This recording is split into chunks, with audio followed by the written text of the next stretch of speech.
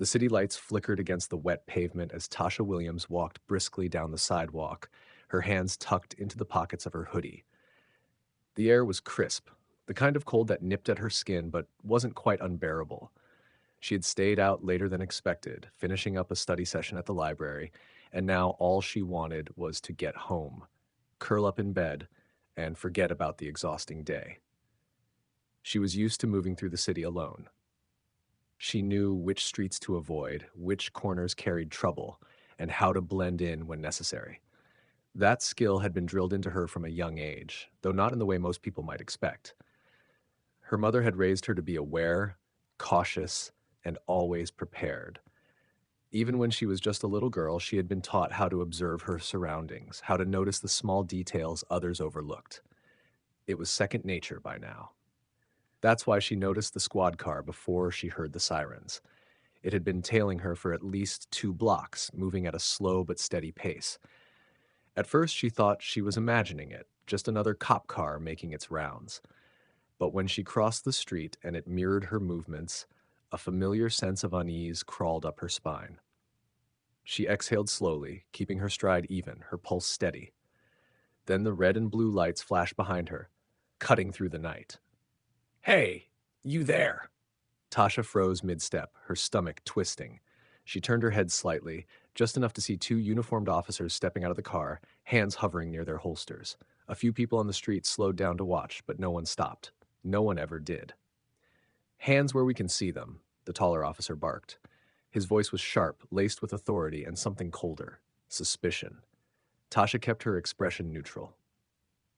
"Is something wrong, officer?" "You fit the description of a suspect in a robbery. We need to ask you a few questions." She almost laughed at the ridiculousness of it. A robbery? She had been in a library for hours, surrounded by security cameras and dozens of witnesses. But she knew better than to argue, at least not yet. "I just came from the university library," she said, her voice calm. "You can check the security footage." "Save it," the second officer cut her off. He was stockier, with a face that looked like it had been carved out of stone. "You're coming with us." Tasha took a slow breath. "Am I being arrested?" The first officer hesitated, then took a step closer. "We just need to bring you in for questioning." "So I'm not under arrest?" The officers exchanged a glance. Tasha had seen that look before, uncertainty laced with irritation. They hadn't expected her to push back. "Turn around," the taller one said, ignoring her question. "Hands behind your back." Her pulse spiked. She had spent years preparing for situations like this, running through countless drills, scenarios, and exercises. But now that she was standing in the middle of a nearly empty street with 2 cops closing in on her, she felt the weight of reality pressing down. A part of her wanted to resist, to demand a lawyer, to make a scene. But she knew how this game worked. If she fought back now, things could escalate fast. She wasn't armed, she wasn't a threat, and she had no intention of becoming another headline. "Okay," she said evenly, keeping her movements slow as she turned around and placed her hands behind her back. "I'll cooperate." The cold metal of the handcuffs snapped around her wrists too tight, pinching her skin. She clenched her jaw but didn't say a word. The officers patted her down roughly, checking her pockets before grabbing her backpack and yanking it open. "Let's see what we got here." The stocky officer muttered, rifling through her belongings. Books, a notebook filled with class notes, a half-empty water bottle, nothing remotely criminal. Then he reached into the inner pocket and pulled out a slim black wallet. Tasha stiffened. The officer flipped it open, his expression shifting from smug confidence to something closer to confusion. His partner stepped closer, peering over his shoulder. "What is that?" the taller one asked. The stocky officer didn't respond immediately. His lips pressed into a thin line, his jaw tightening as he studied the ID inside. He blinked once, then twice, as if he couldn't quite believe what he was seeing. Tasha remained silent, watching them. The taller officer grabbed the wallet, his fingers gripping it tightly as he held it up to the dim streetlight. His face lost a shade of color. "You've got to be kidding me," he muttered under his breath. The stocky officer exhaled sharply. "We need to call this in." Tasha finally spoke, her voice smooth, controlled. "That would be a good idea." The officers exchanged another glance, this one filled with something else entirely, uncertainty. maybe even fear. The street was quiet, except for the distant hum of traffic. A few bystanders had stopped a little farther down, watching from a safe distance, but no one dared to intervene. Tasha stood still, the weight of the cuffs pressing against her wrists, but she knew the real power had already shifted. She had seen the moment they realized their mistake, and she wasn't going to let them forget it. The police cruiser smelled like stale coffee and sweat, the kind of scent that clung to old leather and years of frustration. Tasha sat in the back seat, her hands still cuffed behind her, her face expressionless as she watched the city blur past through the barred window. Her heart had settled into a steady rhythm, but not because she wasn't afraid. Fear was natural. Fear was expected. The trick was knowing when to use it and when to let it pass through without letting it take control. The officers in the front seat hadn't spoken much since they had radioed in. She had heard the hesitation in their voices when they called for backup, the unspoken tension between them after they looked at her wallet. They hadn't even checked her pockets for a phone. Sloppy work. If she had been anyone else, she could have had a hidden recorder or even a live stream running. But she wasn't just anyone else, and she didn't need a phone to make sure this night ended the way she wanted it to. The taller officer, she had caught his name from the badge, Officer Reynolds, kept glancing at her in the rearview mirror, his fingers tightening on the steering wheel. The other one, the stocky officer with the square jaw, Officer Grady, kept shifting in his seat like he was trying to convince himself they had done the right thing. "She's too calm," Grady muttered finally, his voice low. Reynolds exhaled through his nose. "Yeah, she is." Tasha tilted her head slightly, letting a hint of amusement flicker across her face. It was just enough to make Grady stiffen, his discomfort growing. They weren't used to this. They had expected a teenager to panic, to cry, to beg. That's what they wanted. Fear made people predictable. It made them easier to control. "Mind telling us why you had that badge?" Reynolds finally asked, keeping his eyes on the road. Tasha didn't answer immediately. Instead, she looked out the window, watching the neon lights from a row of storefronts smear against the rain-speckled glass. The city was alive, indifferent to whatever was happening in this car. People were going about their lives, unaware that two officers had just made the biggest mistake of theirs. "You didn't ask for my name," she said finally. Her voice was smooth, level. Reynolds frowned. "What?" "My name," she repeated. "You never asked for it." "We don't need a name when we have an ID," Grady snapped. Tasha let out a quiet breath. "And yet, you didn't call in the name on that ID, did you?"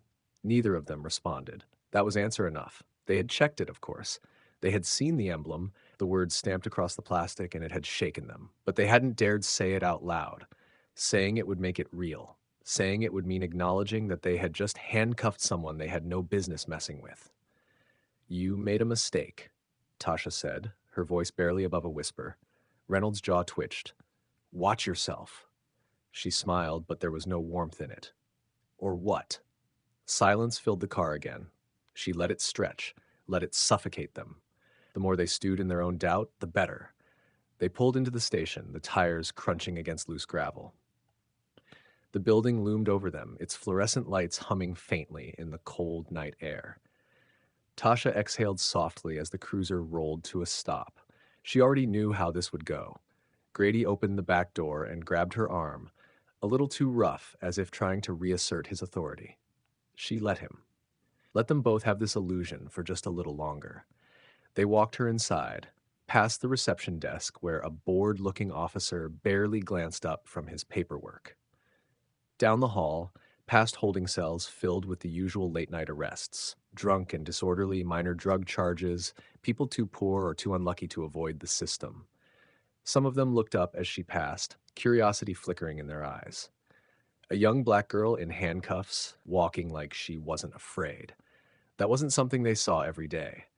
The interrogation room was colder than the rest of the station, the walls bare except for a camera blinking red in the corner. They sat her down, still cuffed, across from a scratched-up metal table. Grady leaned against the wall while Reynolds paced, his hands on his hips. "You want to tell us what's going on?" Reynolds finally asked. Tasha tilted her head slightly. "I already did. You made a mistake." Grady scoffed. "Yeah? Then why haven't we gotten a call from your boss? Tasha's eyes flicked to the clock on the wall. Give it a minute.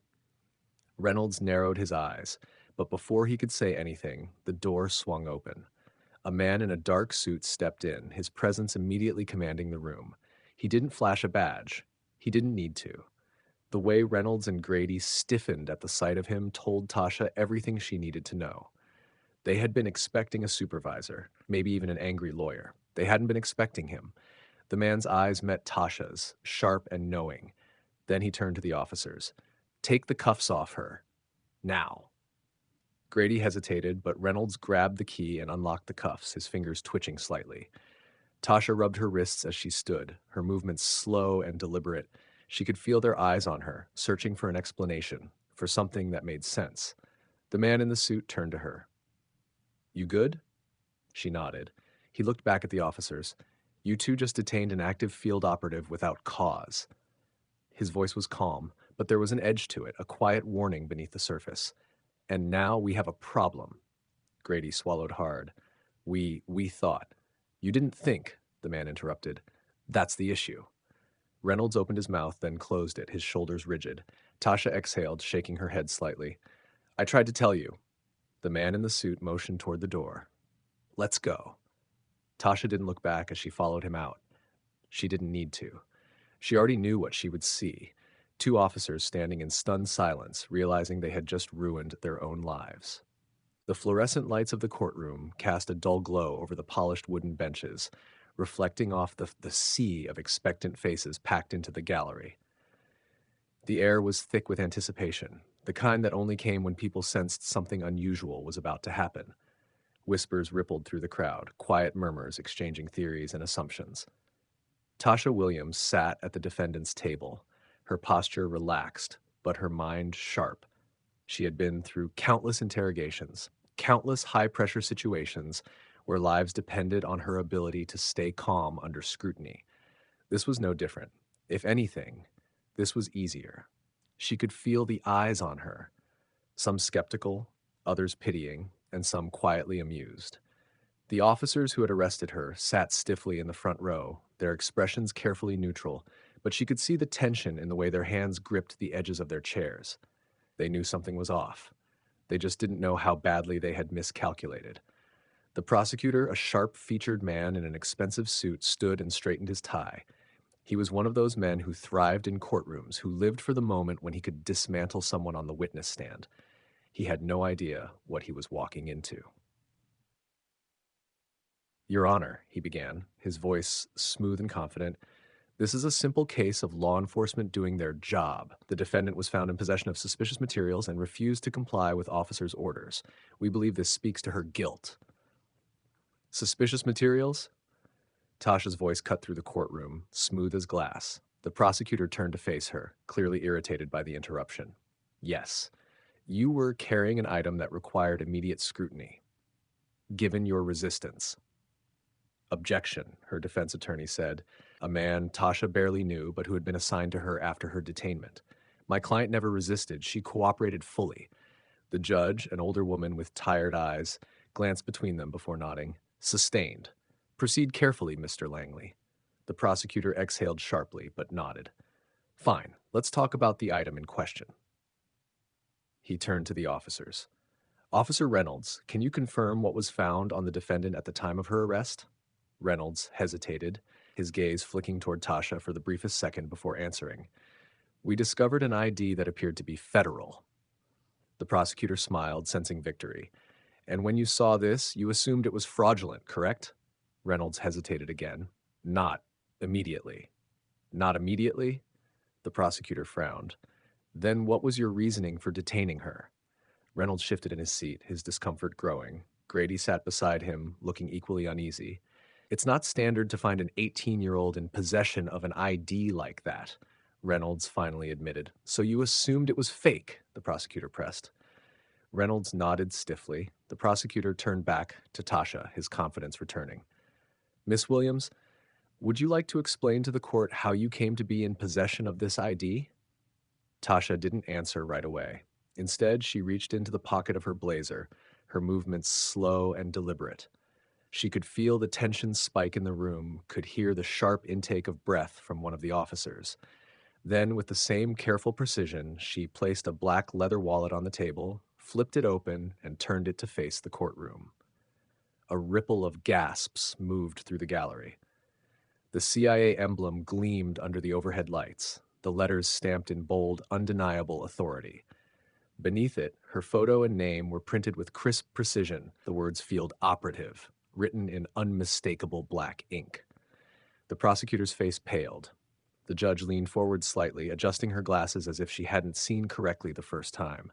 The jury exchanged startled glances, suddenly unsure of the reality they had walked into. Tasha let the silence stretch before finally speaking. "That ID," she said, her voice measured, "is real." The prosecutor visibly swallowed. That's not possible." Tasha arched a brow. "And why is that?" You're too young," he stammered. "You couldn't possibly." "I was recruited at 16, she interrupted smoothly. "Fast-tracked through a specialized intelligence program. I've been operational since my 17th birthday." She gestured toward the officers. "Your men detained a federal agent without cause. You tell me what's possible." Reynolds and Grady looked like they wanted to sink into the floor. The courtroom had gone completely silent except for the quiet scratching of a reporter's pen racing to capture every word. The judge finally cleared her throat. "Miss Williams, you're telling this court that you are a CIA operative?" Tasha nodded once. "Yes, Your Honor." The prosecutor's confidence had completely evaporated. That ID could be fake. There has to be some sort of... Before he could finish his sentence, the doors at the back of the courtroom swung open. A tall man in a black suit walked in, his presence cutting through the room like a knife. Tasha recognized him immediately. Langley had sent someone. The man didn't bother addressing the room. Instead, he walked straight to the judge and handed her a folder. She flipped it open, skimmed the contents, and then let out a slow breath. After a long pause, she set the folder down and looked at the prosecutor. "Mr. Langley, it would seem that we have a very unique situation on our hands." The prosecutor nodded weakly, clearly still trying to process everything. The judge turned to Tasha, her expression unreadable. "Miss Williams, you are free to go. This court finds no grounds for detainment, and I strongly suggest that any further inquiries into your status be taken up with the appropriate federal channels." She turned to the officers. "As for you two, expect a formal review of your actions." Reynolds and Grady didn't say a word. They didn't even look up. Tasha stood, smoothing out the sleeves of her blazer. She picked up her wallet, slid it back into her pocket, and turned toward the man from Langley. He gave her a small nod, the kind that said, "We'll talk later," before he stepped aside to let her pass. As she walked out of the courtroom, the whispers started again, louder this time. She could already picture the headlines, the internet theories, the endless speculation. But none of that mattered. What mattered was that they had tried to play her, and they had lost. The ride back from the courthouse was quiet. The government-issued SUV rolled smoothly over the pavement, the hum of the engine filling the space between Tasha and the man from Langley. She recognized him now, Agent Marcus Steele, a senior handler in the Directorate of Operations. He was the kind of man whose presence alone commanded silence, the kind whose words carried the weight of authority no one dared question. He hadn't said much since walking into the courtroom, but he didn't need to. His arrival had been the final nail in the coffin for the prosecution, a silent declaration that Tasha Williams was not to be touched. Now, as they drove through the dimly lit streets of D.C., Tasha could feel the weight of what had just happened pressing down on her. She had always known this moment would come eventually, the moment where her cover, however loosely constructed, would be tested. "You made a mess," Steele finally said, his voice even. Tasha glanced at him from the passenger's seat, unfazed. "I handled it." His sharp eyes cut to her. "You shouldn't have had to." She didn't answer that. Because he was right. She shouldn't have been in that courtroom at all. The mission in Baltimore had gone exactly as planned, until those officers had decided to make an example out of a young black girl walking through a high-end district alone. They had thought they were flexing their authority. Instead, they had stumbled into a world far bigger than them, a world they had no business interfering with. Steele sighed. running a hand over his face before gripping the steering wheel a little tighter. You know how many calls I had to make to clean this up? I didn't ask you to. That's not the point. He exhaled through his nose. Do you realize how many questions this raises? How much scrutiny this puts on you? Tasha turned her gaze back to the road, watching the streetlights flicker past. She did realize. She had realized it the second those officers had slapped cuffs on her wrists. But what was she supposed to do? Roll over and let them ruin her life? Pretend she was just another powerless girl caught in a system designed to break her?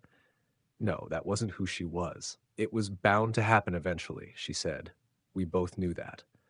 Steele didn't respond right away. When he did, his voice was quieter, but no less firm. That doesn't mean we make it easy for them. The SUV pulled into an underground parking garage beneath a nondescript office building. The moment the doors locked, Tasha knew they weren't leaving until this conversation was over. Steele turned in his seat, finally looking at her head on. You were reckless. Tasha raised an eyebrow. I was arrested for existing. That's not recklessness. That's reality. His jaw tightened. You could have handled it differently. How? Her voice sharpened, a rare flash of irritation breaking through. You wanted me to let them book me? Let them process me through the system so someone at the bureau could flag my name, and then we'd have an even bigger mess? Steele leaned back, folding his arms. I wanted you to be more careful. Tasha let out a breath, her fingers drumming against her thigh. I was careful. I didn't fight. I didn't resist. I gave them every chance to walk away, and they didn't take it. That's not on me. Steele studied her for a long moment. She could see the calculation in his eyes, the way he was weighing his next words. Finally, he shook his head. You know what this means, don't you? She nodded. They'll be watching me now. Not just them, Steele sighed. Langley doesn't like operatives in the spotlight, especially not ones like you. Tasha didn't flinch at that. She knew what he meant. The program that had recruited her wasn't exactly standard. They had plucked her from obscurity, trained her in ways most people would never understand, and sent her into the field younger than anyone before her. And now, thanks to a few overzealous cops and a courtroom full of spectators, her name had been whispered in rooms where it never should have been mentioned. Steele's voice softened just slightly. You're one of our best, Tasha, but if you become a liability, I won't. You sure about that? She met his gaze, unwavering. Positive. Steele studied her again before finally nodding. Then we have work to do. He opened his door, signaling that the conversation was over. Tasha followed him into the building, her mind already shifting gears. Whatever came next, she would be ready. She always was. The safe house was quiet, the kind of quiet that felt deliberate. No humming appliances, no distant street noise, nothing but the faint ticking of a clock mounted on the far wall. Tasha stood near the window, staring out into the empty alley below. The weight of the past 24 hours pressed against her, but she didn't let it show. Behind her, Agent Steele moved around the room with practiced efficiency, setting down a black duffel bag and pulling out a slim laptop. He didn't speak right away, letting the silence stretch between them as he powered it on and entered a string of encrypted credentials. Tasha didn't rush him. She had learned long ago that silence could be a tool just as much as words could. Steele was testing her, waiting to see if she would break it first. She didn't. Finally, he exhaled and turned to face her. You're not going home. Tasha didn't react, even though she had expected those words. Instead, she crossed her arms. How long? Steele didn't answer immediately, which meant he knew she wouldn't like it. He leaned against the table, rubbing a hand over his face before looking at her again. Indefinitely. The word hung between them, heavier than anything else that had been said.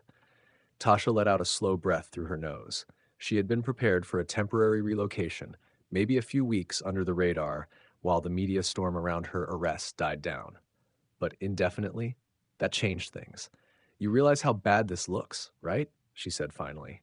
Steele arched a brow. For who? For me.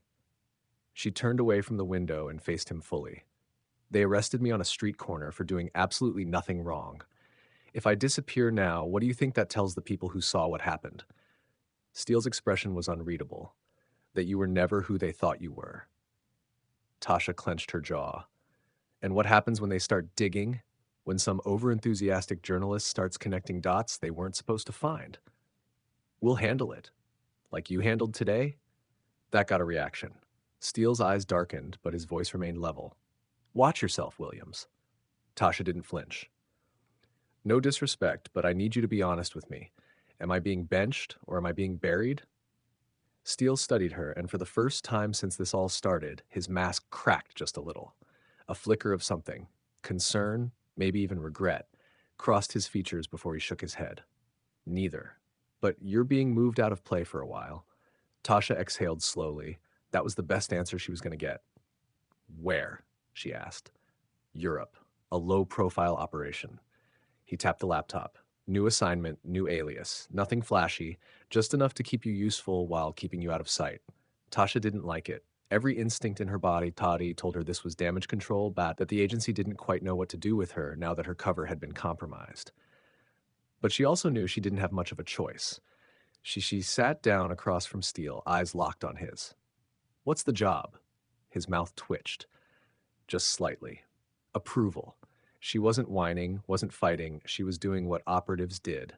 Adapting.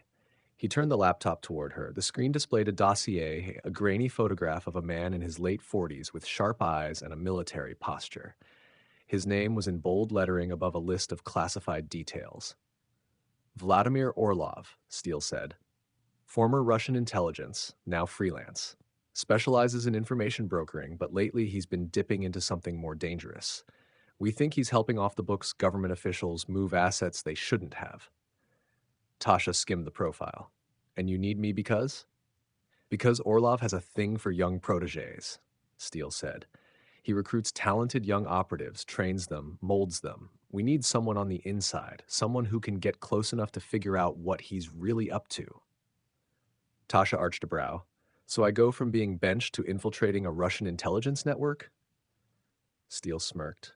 Figured you'd like that better than sitting around waiting for the heat to die down. She leaned back in her chair, mulling it over. It was risky. If Orlov caught on, she wouldn't just be exposed, she'd be dead. But it was also the kind of job that could put her back in control of her own career.